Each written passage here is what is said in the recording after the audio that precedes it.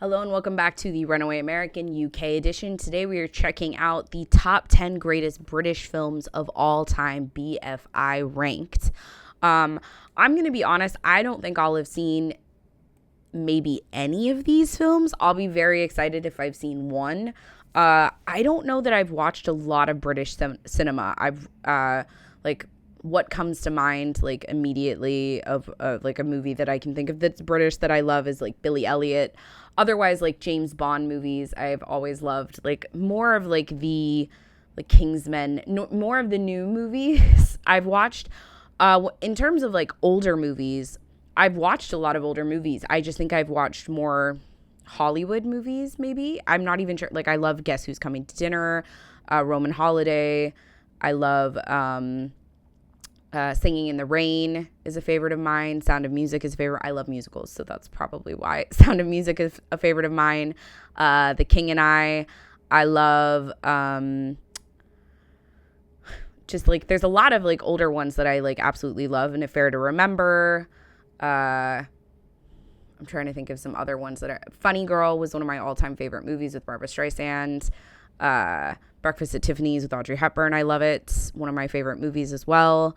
Was a big fan of 80s movies, so I have a lot of 80s movies that I was a massive fan of. In terms of older cinema, though, I've watched, obviously, some, like, award-winning films, The Godfather and things like that as well. But I'm not a Philadelphia Story I liked a lot.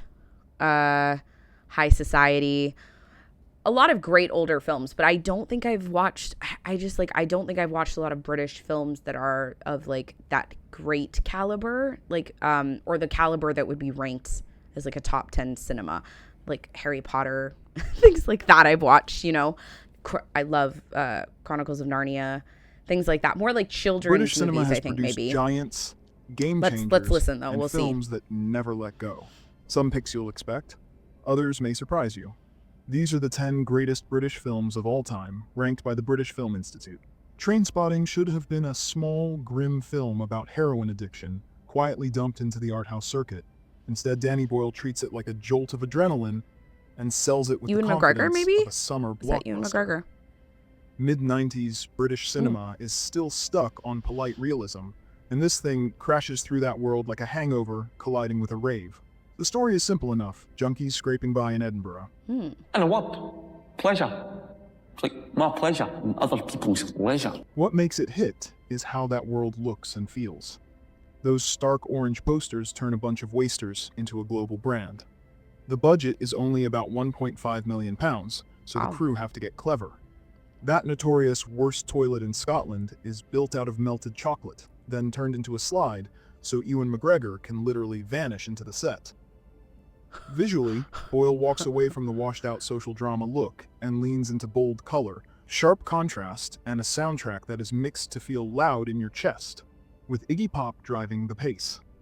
It does more than become a cult hit.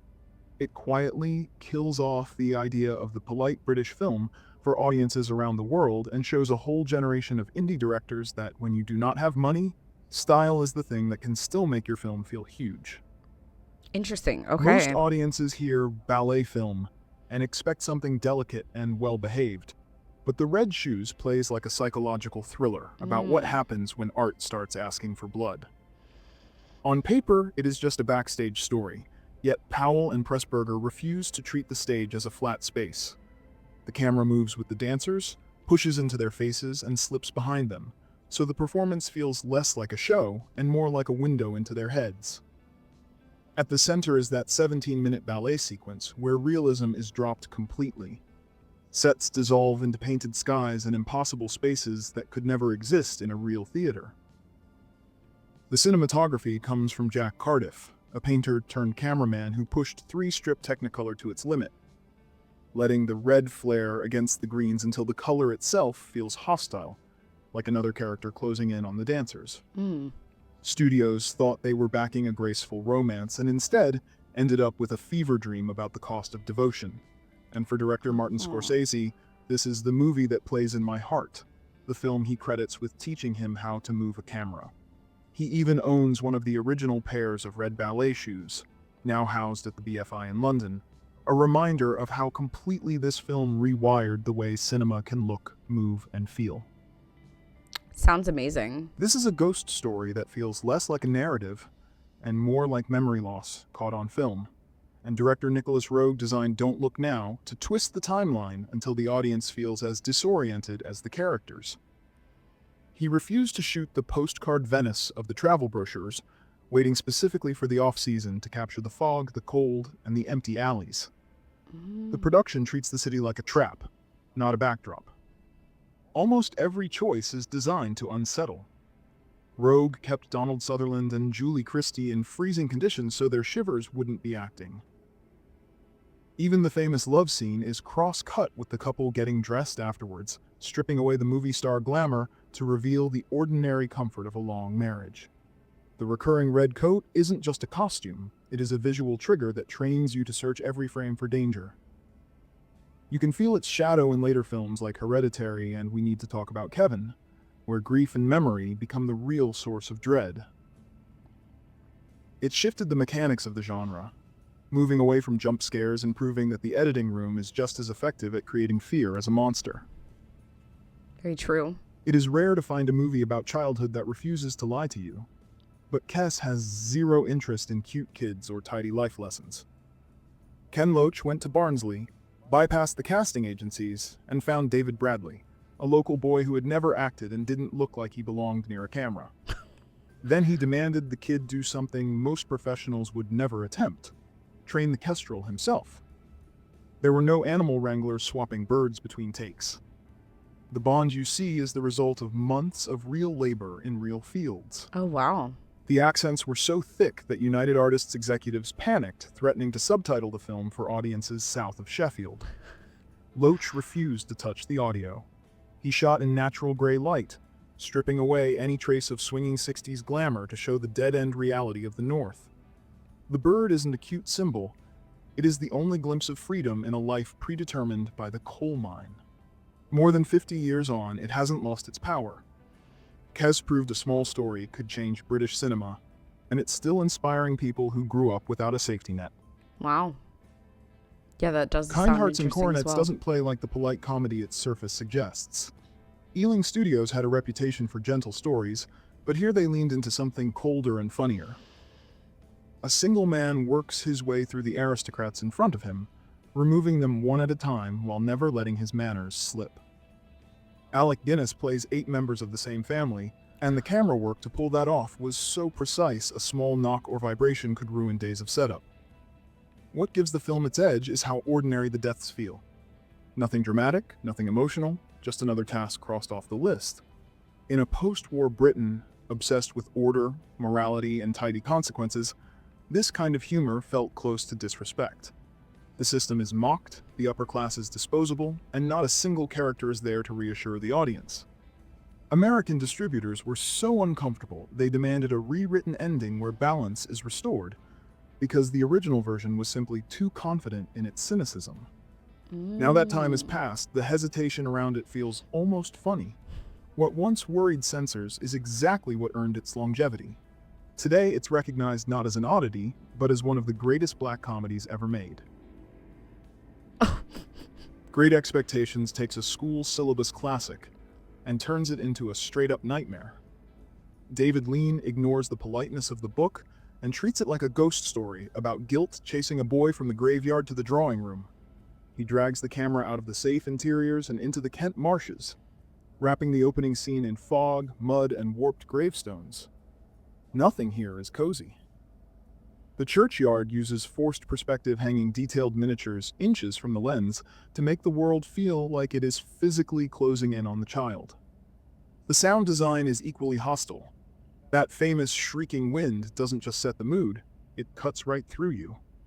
Inside Satis House, the rooms are lit like horror stages, high contrast, rotting fabrics, and cobwebs that look like they might bite back. Lean and cinematographer Guy Green smuggled the hard shadows of German expressionism into a respectable British drama, just as the country was facing its own post-war ruin. It rescued classic fiction from the library and put it on screen with teeth, creating a visual blueprint for gothic fantasy that directors like Tim Burton and Guillermo del Toro are still drawing from. Back in the mid-1930s, a thriller usually meant people standing in a room talking about danger instead of running from it. Alfred Hitchcock wasn't interested Love in Alfred that. Hitchcock, though. With the 39 Steps, he built the blueprint for the modern chase movie by deciding that the location had to change every 10 minutes. He dragged the production out of the soundstage and onto the Scottish moors, treating the landscape as a physical obstacle course rather than a painted backdrop. The plot is just fuel. He coined the term MacGuffin for the secret plans, admitting they exist solely to keep Robert Donat moving from a music hall to the precipice of the Fourth Bridge. He handcuffs Donat to Madeleine Carroll, forcing a friction and chemistry that feels electric compared to the polite romances of the era. The film refuses to let you catch your breath, stripping away the exposition to focus entirely on momentum. It created the template for the Man on the Run movie. If you strip down North by Northwest or the early Bond I've films, seen North by you will find the Northwest and the skeleton of Bond. this movie underneath. I should watch that, though, because those Most are movies I historical really epics enjoy. feel like victory Lawrence of laps, Arabia, yeah. But David My mom Lean loves this shoots one. Lawrence of Arabia as a 4-hour I love breakdown. him. Omar Adapted Sharif. from T. Lawrence's own account, 7 Pillars of Wisdom, it turns the desert into a psychology test as much as a war story. The crew dragged heavy 70mm cameras over real dunes and worked in heat so fierce it warped the film stock inside the magazines. Oh, On screen, the landscape stops being background and starts acting like an antagonist. The Super Panavision frame crushes the actors, shrinking whole armies into dots against a horizon that never seems to move. So every crossing feels like it might finish them off. Lean connects these huge set pieces with brutal efficiency, most famously cutting from a blown-out match to the rising sun, skipping hours of travel in a single edit, and trusting the audience to fill the gap. At the center is Peter O'Toole, whose clear blue eyes start out idealistic and slowly turn unnerving as he gets hooked on his own legend. He doesn't play a steady officer. He plays a man changing in ways that scare even him. Directors like Steven Spielberg and George Lucas have treated this film like a handbook. It killed the cheap sword and sandal genre overnight. It taught the industry that the widest lens in the bag is useless unless you point it at a character broken enough to fill the frame. brilliant. Most critics label Brief Encounter a gentle romance, but David Lean directs it like a thriller, where the enemy is the clock on the wall. I was going to say, I thought Brief He dragged Encounter the was a production thriller. to Carnforth Station in the dead of winter, using the deafening roar of real steam trains to shatter the intimacy. The noise isn't atmospheric, it's an assault. It drowns out the dialogue, forcing the characters to shout over the reality that keeps pulling them apart. Celia Johnson delivers one of the great performances in British cinema by doing absolutely nothing. No shouting, no grand speeches. She conveys total devastation just by staring at a timetable, letting the damage sit behind her eyes. The Rachmaninoff score screams the emotions 1940s respectability forbids them from saying. This film redefined the genre by showing that the most violent heartbreak doesn't happen on a balcony, it happens in a train station cafe while you politely finish your tea.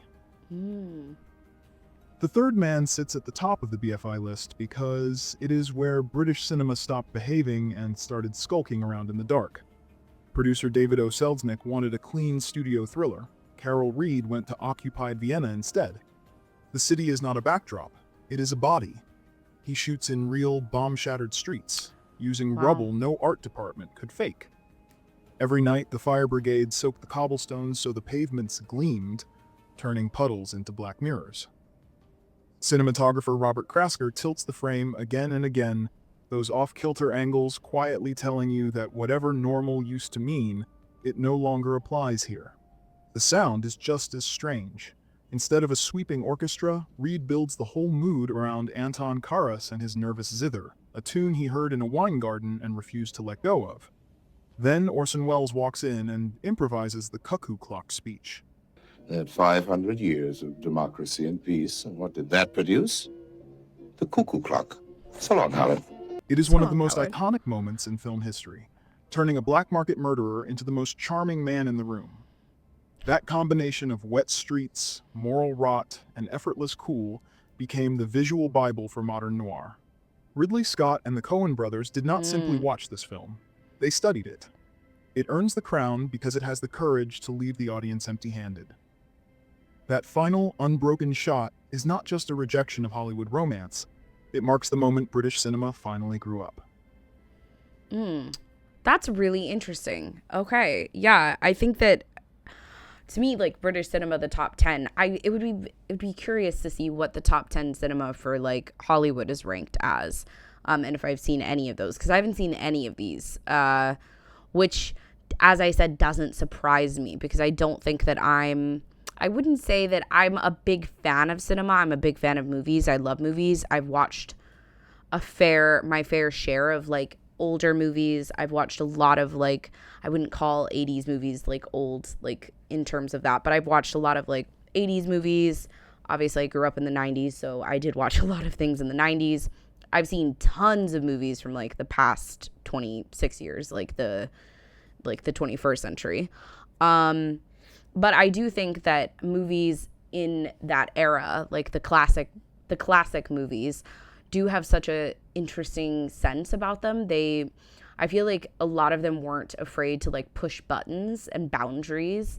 They used extremely interesting like cinematography in order to get their points across, because they didn't have like the ability to do what we do now, which is like inserting, like graphics in, or we use a green screen to portray something. They had to rely more on, like, as they said, like the lighting, the way that they like shot a scene, the way that they colored a scene. They had to think about that. I mean, I obviously think they think about that now as well, but I think they can get away with things a lot more because there's a lot more tools at their disposal. So it's interesting to see. I love Alfred Hitchcock. I've never seen the 39 Steps. I have seen like Psycho. I've seen, is it The View from a Window? North by Northwest I've seen, and I think it's The View from the Window. I can't remember the name of it exactly. I think I'm messing up the name, but I have seen that one as well. I think Alfred Hitchcock was brilliant. The way that he filmed was absolutely fantastic. Yeah, like I, as I said, I didn't have a lot of, it's funny, I took a film class in college, but I don't think, with the exception of like Alfred Hitchcock, like I didn't watch, well, Alfred Hitchcock I don't even think is British. I think, isn't he German? I could be wrong, but I don't think he could be British. Please don't, if he is British, I apologize.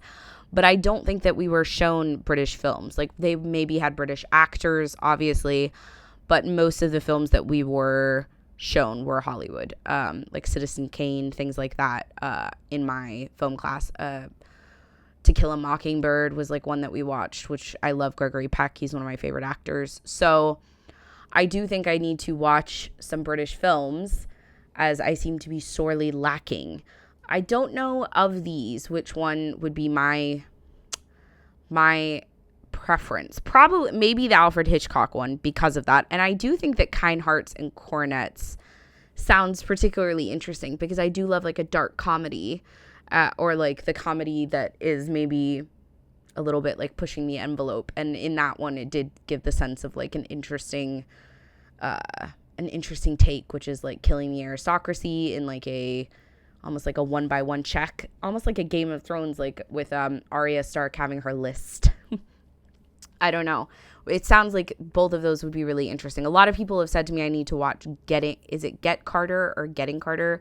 Because they said that's quite great, like quite good. And another one is the original Italian Job, because I said I loved the Italian Job, but I haven't seen the original one with Michael Caine. I think it's Michael Caine. And so I need to watch that as well.